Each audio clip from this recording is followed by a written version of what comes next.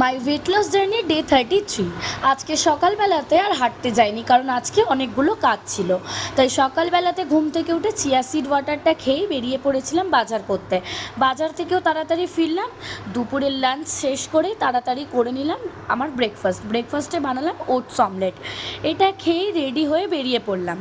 গিয়েছিলাম park street একটা ব্যাংকের কাজের জন্য।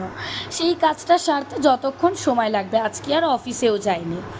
তারপরে দুপুরবেলাতে বাড়ি ফিরে এসে করলাম একেবারে লাঞ্চের থালাতে তো দেখেইছো কী কী লাঞ্চ করেছি। এই গরমে যতটা কম তেল ঝাল মশলায় রান্না করা যায় সেইভাবেই লাঞ্চের ব্যবস্থাটা করেছিলাম।